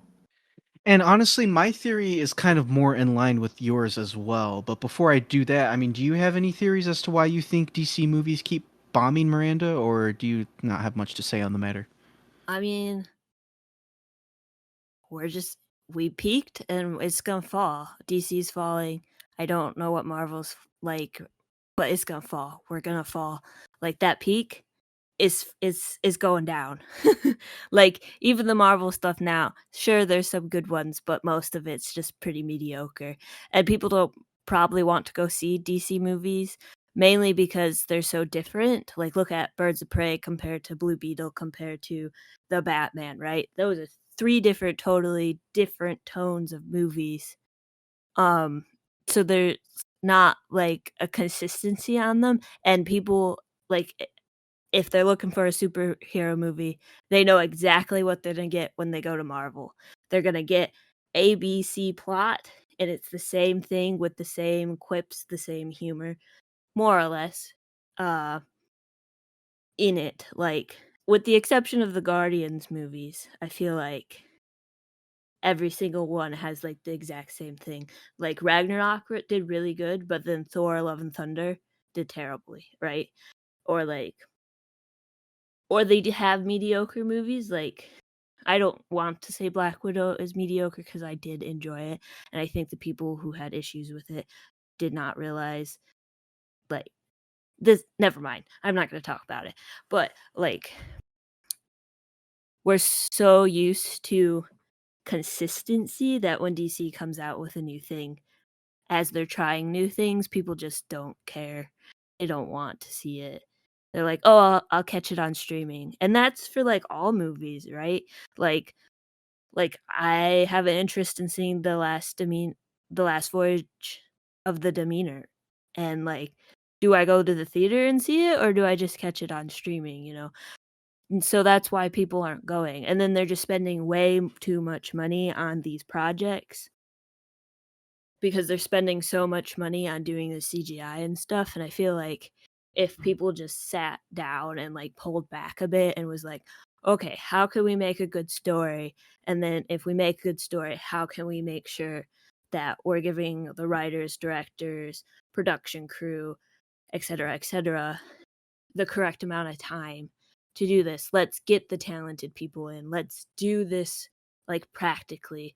Let's make a compelling story. And like this story I like, and I like this movie, but like it's it's not everyone's like jam. Like some people just go to superhero movies to see Batman beat up Superman, right? And this is a family driven based story, and like that's why people didn't really like Ant-Man. That's why he's seen as like, at least from my perspective, like a lesser hero in the ranking of like superheroes. They're like, oh, Captain America, oh, Iron Man, right? But then everyone's like, oh, it's Ant-Man, I guess. Or like Guardians, where it's different. And like now that everyone likes the Guardians again, they didn't necessarily really like it in the first place. You know, they were like, whatever, I don't care about this team. And then so um I've kind of forgot where I was going with my point. But like basically the main thing is we've peaked with superhero content and we're in that area of falling off the chart. It will eventually go back up, but you know, we are where we are right now. See, that's the thing is one of the most common arguments you have about why DC movies keep bombing is people are bringing up, oh, it's superhero fatigue. People are finally getting tired of superhero movies. I don't think that's true because Ant-Man and the Wasp: Quantumania, like I know you love that movie, Miranda, but me and Udi both know how terrible that movie is. Still made it to the top 10 highest grossing movies of all time.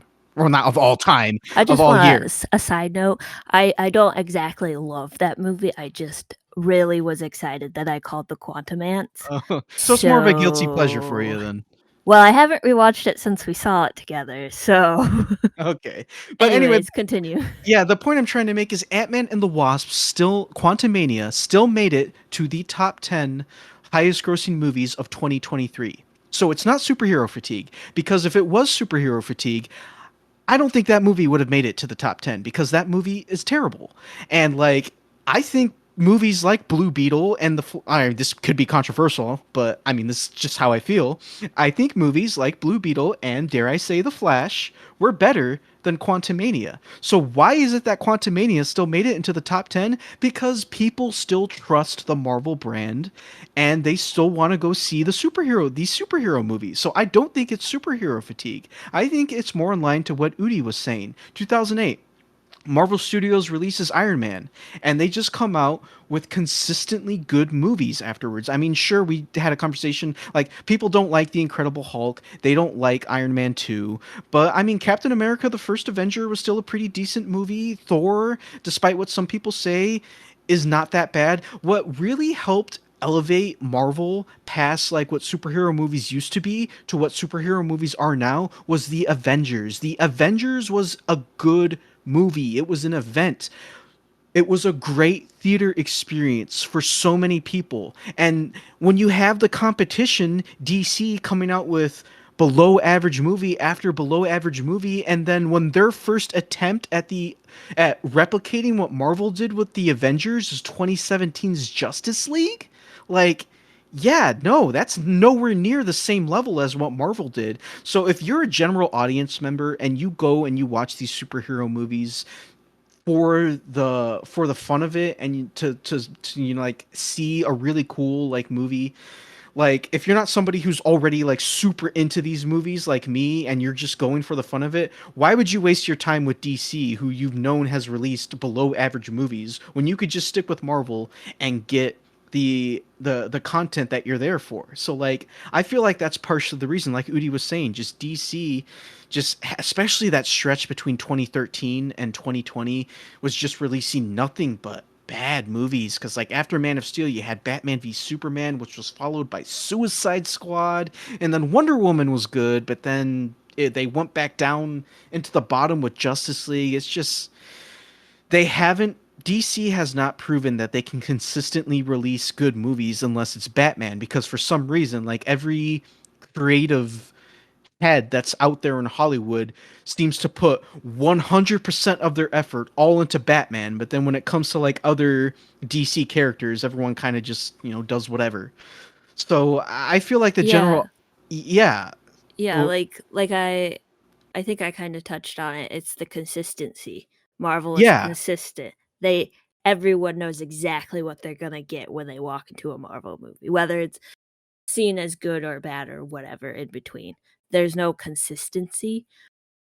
And that just comes with time. And I don't think we need to repeat the MCU. Truthfully, I think the MCU should probably take a break, slow down, maybe die a bit, because then it would allow like people to watch their movies and sit with them more and build up that fandom again, because it feels very like run by committee, where like DC movies I've like gradually was like, everyone I've watched this year I was like, hey, no, this is actually, is it kind of silly? Yeah, but I actually am really enjoying, because they're trying stuff. They don't really have a something consistent, which is what I like about it. There's variety, and I also like the more dumb, cheesy, like superhero, sci-fi type stuff. But like, yeah, there's no consistency. and I, like I'm, oh, go ahead, Udi. I was gonna say and I don't know if that's necessarily what you meant, but I do think that the more important thing is consistent quality as opposed to consistent tone. Because I think if anything, that's part of what is hurting and or killing the MCU right now, is that every project kind of feels the same right now with the MCU. Like everything in Phase Four, I don't really, I didn't have as much of a problem with like Phase Four content as like a lot of people seemingly did, but that is a fair criticism that a lot of like the humor is always like the same style. Like it's always written like similarly, jokes are set up similarly, they have similar tones. Like there are very few projects within the MCU that feel special or feel unique. So like Captain America feels different like the Thor movies, and like the Avengers movies feel different than like the other properties, and like those like the ones that go above or stand out are special and people like those more. But then movies or like the TV shows and things like that that have just been feeling kind of samey and haven't really been doing that much different, and they're just kind of establishing characters but not doing anything interesting with them. I think that's the problem, is that uh yeah, people are coming and still watching and going to the theater because of the consistent quality for three phases of Marvel content. That there were some things that were not as good, or some things that didn't pan out as well, whatever. But like for the most part, like it was pretty consistently decent, at least. Whereas like DC, again, like you might get a Dark Knight, you might get the Batman, or then you might get a 2016 Suicide Squad, or you might get 2017 Justice League. Like if they had kept a level of consistency, I think that that would be helping them a lot more. But because that level of consistency is something they can't seem to achieve or haven't been able to so far, I think that's really what's been hurting them. Because I definitely feel like, and this is kind of what James Gunn's approach seemingly is going to be, so I'm intrigued to see how it works out. But I really do feel like if every single sub franchise of like DC or Marvel was very different from itself, and like I said, like they had a reason for existing. So like again, like let's say like you make the Captain America movies like thrillers, things like that, and they're very grounded and like gritty. Then you have like the cosmic universe, and then you have like the Captain Marvels and the Guardians, and those are more silly, more colorful, more, I don't know, like obviously it doesn't have to be like just a monolith, but like you play around more with those elements, the things that make sense within those genres, and you split it up that way. Not every single project feels the same, and then when the Avengers comes together, the characters should feel different. They shouldn't all feel like they're Tony Stark like quipping and whatever. Like they should all have their own personality, and that's what makes that special. That's what makes that fun to watch. But again, like, so the point I guess I'm getting to is like James Gunn said that like every project in like his DC universe is going to be different, so that people don't get bored and they're not tired of going and they go see the same thing. So that because he's like he believes that superhero fatigue isn't real. It's just that lazy movie making fatigue is real, and I that's what I feel like is too. Because if these movies felt more different and they felt more unique and they had like something to say, they had a unique voice, like James Gunn movies, like the Suicide Squad unfortunately didn't do that well, but that's hard to measure because of the pandemic. But like there's no movie that's quite like the Suicide Squad. Like it's similar to like the Avengers and other movies, but like it has personality, it has grit, it has a unique flavor to it. Guardians of the Galaxy, all three of them have the same thing. They have heart, they have laughs, they have good action, they have like actual things to say, they have themes, they have good cinematography, they have good blocking, they have good performances. Like these are all things that if all these movies had, people probably wouldn't be as tired of them. But because yeah, like you said, a lot of these, especially like the Marvel movies as of late, have felt so like run by committee or like made by like the machine. People are losing interest because a lot of the sentiment that I see online is people are tired of seeing the same thing over and over and over again. And if you don't put any, I mean, to some degree, all movies are literally the same thing we watched over and over and over again. But if you don't do anything different, differentiate it, then people aren't going to like it or they're not going to respond to it because you're trying to take the same formulas over and over and over again and just do something slightly different to make it feel special or make it feel different, make it feel unique. And these studios aren't doing that. They're not getting that. So hopefully, I guess we'll see what happens with the future of DC. But I feel like that's another big thing. Yeah, I mean, this is DC's chance to do what you guys are saying and like make everything feel unique and have it be more successful. But for all we know, it might already be too late. The general audience might just be done with DC and Superman. Like, there is so much writing on Superman Legacy. It's very real that that movie could bomb, but it's also very real that that movie could be a huge success, maybe even a $1 billion movie. Who knows? But there's just so much writing on there, and like DC, I feel once again another controversial statement I'm about to make, but I think that the DCEU permanently damaged DC as a brand because of all the below average movies that came from the DCEU. People just don't trust the brand anymore. That's why these movies are consistently bombing because they don't have the same trust in DC as they do in Marvel. Now, somebody like me, I'm always going to go out and watch every new project that DC comes out with because I'm a fanboy. I love DC. I'm going to support them in any way that I can. But I can't say that about your average Joe moviegoer that just wants to, go out and see a fun movie. So we're gonna have to see. I'm really interested to see how Superman Legacy does because there's just so much writing on that movie. Yeah.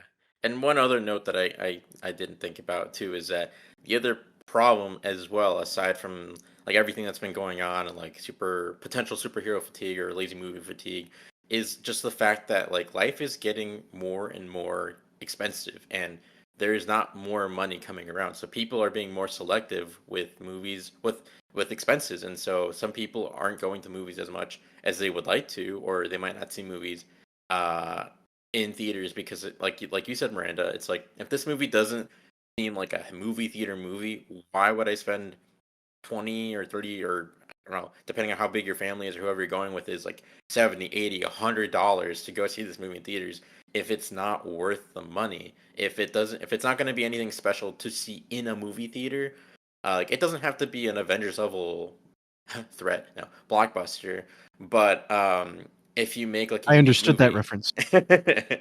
if you make a unique movie like everything everywhere all at once, then people will go see that. And like even though that in the grand scheme of things that wasn't like a huge like $1 billion movie, like it made an enormous amount of money compared to like with the budget that it had and like for what it was. And it's because it was something unique. It was something special.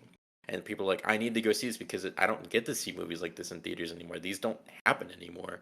And so, when people can't justify the reason to like bring you onto the theater, like it's sad that movie theaters are struggling because it's an art form. But if the movies that are being presented by these studios aren't drawing you in, you don't owe them any money because your money is already so scarce. It's so like hard to come by that like unfortunately it's just kind of the state of where things are too. So like hopefully like they try more and with like especially like Superman Legacy, like hopefully it really knocks out of the park and word of mouth is amazing and it's a fantastic movie and it's an easy win. But I mean that is another factor that aside from everything else we've talked about that they need to consider because if it's not worth seeing on the big screen, like it's not worthy of the experience of the money, then people aren't gonna go.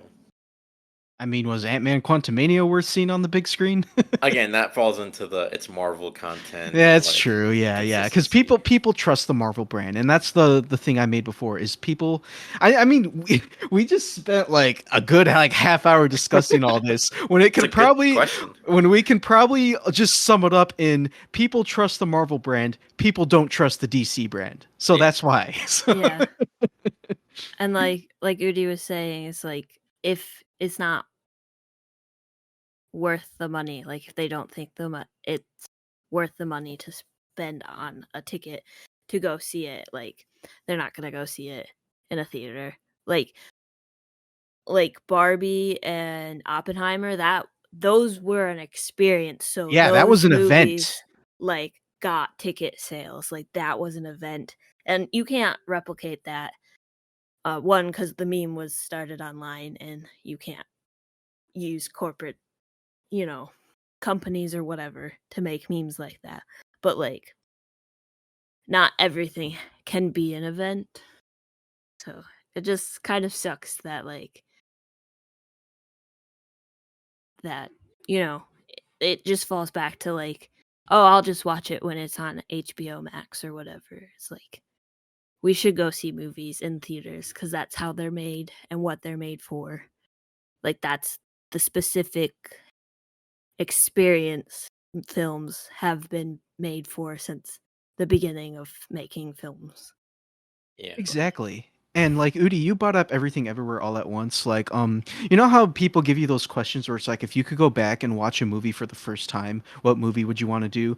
Man, I wish I could go back and like experience everything everywhere all at once for the first time, but in a theater without like knowing anything about it. Because the first time I watched that movie, like I was hearing online all the talk and buzz about it, about like how good it was and how you need to watch it, and I just watched it at my home, like just at home. Like I really wish I could have gone to a theater without knowing anything about it, kind of like how my experience was with How to Blow Up a Pipeline. Like I really wish I could have had that experience with Everything Everywhere All at Once because oh man, it would have been amazing.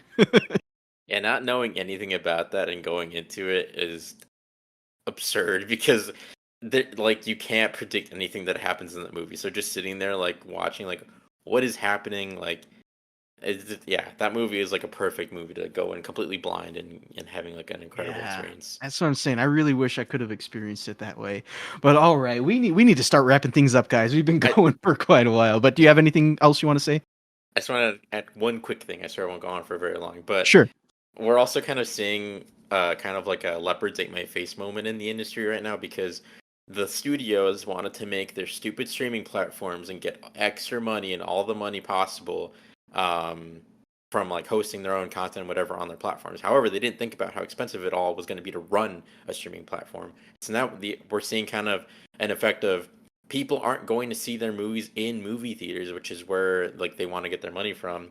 But then because they're gonna wait for the services that they're paying for, and they're not making enough money from those services because they're really expensive to run and to make content for, and so we're kind of seeing this cycle of like they're making like mediocre content that people don't want to go see in a theater because it's not worth the money, and then people are maybe subscribed to the service, but the service isn't providing enough money for them, and so they're kind of in the cycle of like they're losing a ton of money, but it's their own fault for doing it, and they yeah. So I think it's kind of funny to see it from that perspective, like the studio's upset that they're not making enough money because people aren't going to go see their movies in theaters, but then also waiting to see that movie on their streaming service because they accustomed them to like, oh well, if we wait like a month or two, that will just be on streaming service, and that's more of a home movie than paying $40 to go see this in a movie theater type movie. So Yeah, like I get why they did it during the pandemic because the people they couldn't leave their houses, but like doing the whole simultaneous release of like releasing a movie on streaming while also releasing it on theaters like definitely trained some people to just be like, okay, I'll just wait.